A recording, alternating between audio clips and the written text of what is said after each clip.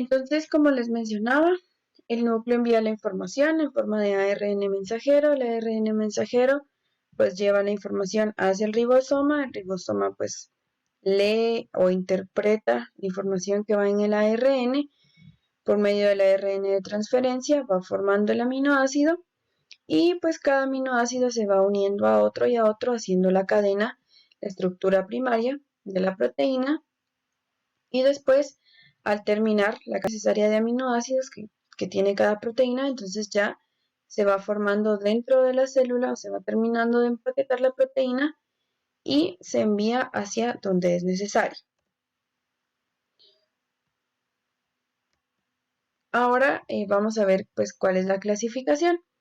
Tenemos las proteínas simples que contienen cadenas peptídicas, que en la hidrólisis, como les mencionaba, la hidrólisis es pues la destrucción de agua o pérdida de agua, y esto va a producir solamente aminoácidos. Es decir, tenemos, por ejemplo, una estructura primaria o secundaria que se expone a desnaturalización y después de esto pues vamos a obtener aminoácidos sueltos, y estos pues ya nos van a servir para las funciones básicas de una proteína o de una célula o para formar nuevas proteínas. La forma de estas puede ser proteínas globulares, es decir, van a ser en forma de globito o circulares o de esfera, como vemos en esta imagen. Y pues la albúmina es un ejemplo claro de una proteína globular. Y como vamos a ver más adelante, pues la albúmina es la proteína más abundante en el plasma o en el suero del humano. Y tenemos también las proteínas fibrosas, que van a tener pues una forma de fibra o forma de un cilindro. Y el colágeno y las troponinas son ejemplos de proteínas fibrosas. Por ejemplo, el colágeno lo encontramos en la piel o en las uñas y se va a observar pues de una manera lineal. También tenemos las proteínas conjugadas, que estas van a ser proteínas unidas a otra molécula, por ejemplo, un carbohidrato, un lípido, algún metal, y la proteína se va a conocer como apoproteína y el resto de la proteína se va a conocer como grupo protésico. El grupo protésico puede ser un lípido, por ejemplo, ya hablamos de lipoproteínas, que está la lipoproteína de alta densidad, de baja densidad y de muy baja densidad.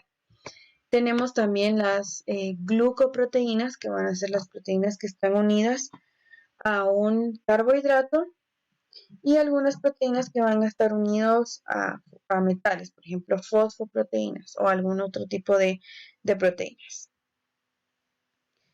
Dentro de las proteínas, pues también tenemos las proteínas plasmáticas, como su nombre lo dice, las vamos a poder encontrar en el plasma, y pues estas proteínas se van a encontrar en compartimientos líquidos y van a desempeñar una función fisiológica importante. Es decir, pueden funcionar como, por ejemplo, anticuerpos en el sistema inmunológico, que se van a encontrar en el torrente sanguíneo, para poder reconocer algún agente extraño que está atacando.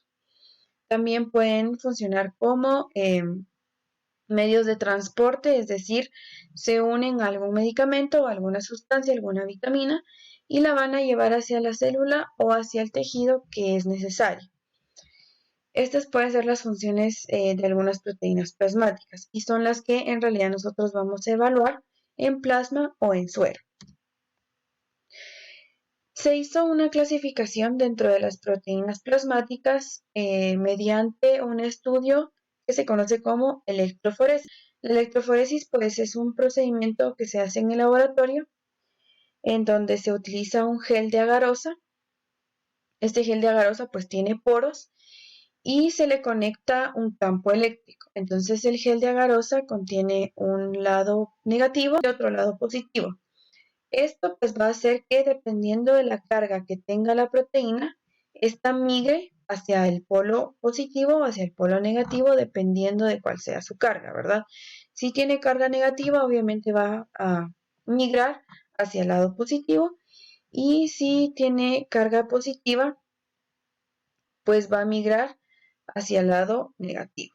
Entonces, lo que hicieron fue colocar una muestra de proteínas o suero o plasma y le colocaron la carga eléctrica. Entonces fueron viendo cómo fueron migrando cada una de las proteínas y dependiendo de qué tan rápido migraban, así fue como las fueron clasificando. Entonces, la primera que migró fue la prealbúmina, o se le colocó así porque la primera que se observó fue la albúmina, que vamos a representarla con esta flecha que tenemos acá en el centro, pero se dieron cuenta que había otra proteína que había migrado un poco antes que la albúmina, entonces por eso le colocaron prealbúmina, pero en realidad su nombre es transtirretina. Esta pues es rica en triptófano. El triptófano es uno de los 20 aminoácidos que existe y contiene dentro del 100% un 0.5% de carbohidratos. Esta pues combinada con tiroxina y triyodotironina, que es otra proteína o una de las eh, pruebas que nosotros medimos como con función tiroidea, que es la T3, sirve como mecanismo de transporte para hormonas tiroideas, que era lo que les estaba mencionando. Entonces, la transtiterrina pues nos sirve simplemente de transporte de hormonas tiroideas. También tiene la capacidad de unirse a retinol para formar un complejo que transporta retinol, y el retinol también es conocido como vitamina A. Entonces, más que todo, esta sirve como transporte de hormonas tiroideas o vitamina A. ¿Dónde encontramos vitamina A? Pues en las zanahorias, que es lo más común. Y la vitamina A pues también es una proteína. Y esta pues se va a ver disminuida cuando hay un daño hepático. Recordemos que en el hígado es donde se van a formar las proteínas. También cuando hay una respuesta inflamatoria de fase aguda, esto se va a deber a algún proceso infeccioso por alguna bacteria, algún virus, algún hongo.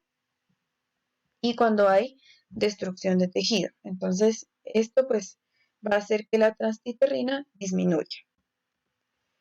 Tenemos la albúmina, que pues la albúmina es la proteína que más vamos a encontrar en suero, es una de las proteínas más grandes que existen, y esta pues simplemente se va a sintetizar en el hígado. Ahí se va a producir, la vamos a encontrar en mayor cantidad en el suero y tiene pues dos funciones bien conocidas. Dentro de estas funciones, pues una es la contribución a la presión osmótica del coloide del líquido intravascular.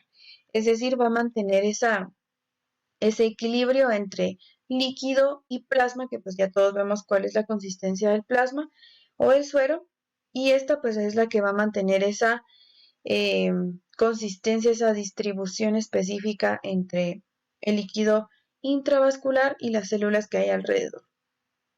Y también pues tiene una capacidad muy grande de unirse a varias sustancias, específicamente a bilirrubina, ácido salicílico, que eh, es la vitamina C, ácidos grasos, iones como calcio, magnesio, cortisol, que es una enzima, y algunos fármacos. Entonces prácticamente la albúmina es un medio de transporte en el suero o en el plasma de los humanos, y es por eso que es bastante útil para poder determinar algún tipo de problema, más que todo las proteínas y la albúmina, que son las mediciones más comunes que nosotros hacemos en el laboratorio, nos sirve como evaluación de la función hepática o de cómo está el paciente pues en cuanto a su distribución intravascular. ¿Cuándo vamos a ver la albúmina disminuida? Pues cuando el paciente tenga una fuente inadecuada de aminoácidos. ¿Cuándo se va a dar esto? Específicamente cuando el paciente pues sea un paciente desnutrido, un paciente que no consuma la cantidad necesaria de proteínas y por eso no va a tener los aminoácidos necesarios. También en hepatopatías, como decíamos, la albúmina pues simplemente se produce en el hígado, y si hay un problema en el hígado, una hepatitis, una cirrosis, una falla hepática, esta producción se va a ver disminuida y por lo tanto en el suero o plasma va a estar disminuida la cantidad de albúmina también.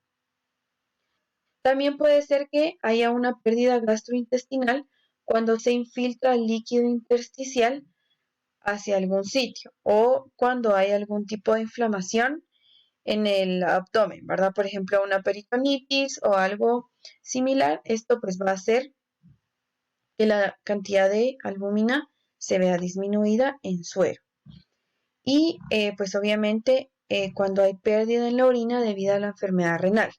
Más adelante pues les voy a explicar cómo es que funciona la filtración del riñón y la excreción de algunos compuestos y pues la albúmina normalmente no se debe de eliminar en la orina, pero si el riñón está fallando pues va a haber mucha pérdida de orina, de proteína en la orina y eso va a hacer que se vea disminuida en el suelo. Acá pues vemos una tabla de cuándo va a haber concentración de proteínas disminuidas o aumentadas. Acá vemos proteína total, que es decir, todas las proteínas que deben existir en el suero, la albúmina, que es la que dijimos que más vamos a encontrar, y las globulinas, que son otro tipo de proteínas que se encuentran en muy baja cantidad, que tenemos las globulinas alfa y beta, y dentro de estas globulinas pues tenemos las globulinas o las inmunoglobulinas, que son las globulinas del sistema inmune, que son las que nos defienden, o los que conocemos también como anticuerpos.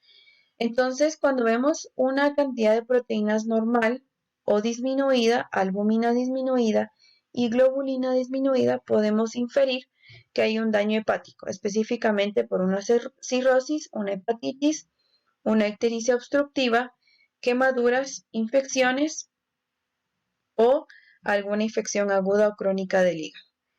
Cuando las proteínas totales y la albúmina están disminuidas, pero las globulinas están normales, puede ser que haya una mala absorción en el intestino delgado, que es en donde se absorben las proteínas, una dieta inadecuada o un síndrome nefrótico. Y esto puede hacer que estas dos estén disminuidas. En el caso de que las proteínas totales estén disminuidas, la albúmina normal y las globulinas disminuidas, puede ser un síndrome de inmunodeficiencia por VIH, por algún tipo de cáncer, por algún tipo de medicamento, puede estar disminuido el sistema inmunológico y por lo tanto va a haber una disminución de globulinas y una disminución en las proteínas totales. Cuando hay disminución de las tres proteínas totales, albúmina y globulina, puede deberse a un síndrome de retención de sal.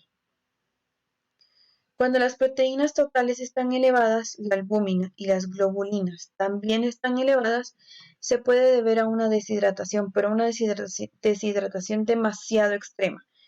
Es decir, el paciente está desnutrido, deshidratado, no tiene nada de líquidos en el cuerpo y es por eso que ambas se ven aumentadas. Cuando hay aumento de proteínas totales, las albuminas están normales y las globulinas están altas, se puede deber a un mieloma múltiple o a una gamapatía monoclonal o policlonal. Esto más que todo se va a deber a un tipo de neoplasia o algún tipo de cáncer que el paciente pueda tener.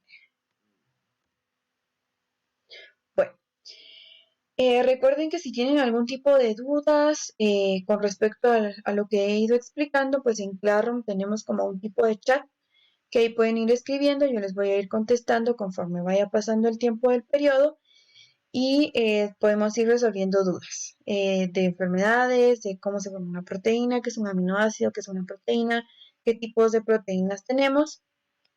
Acá pues les expliqué los básicos o los que nosotros podemos medir, que serían proteínas totales y albúmina y globulinas. Realmente las globulinas pues no las medimos muy comúnmente, pero sí se puede hacer, por ejemplo, un tipo de medición de inmunoglobulinas, que son las que yo les decía que son del sistema inmunológico, y proteínas totales de albúmina, que sí son un examen de laboratorio que son muy comunes y que pues normalmente los médicos envían a hacer. En el siguiente video pues ya voy a pues explicarles métodos de análisis en el laboratorio en cuanto a proteínas totales y albúmina.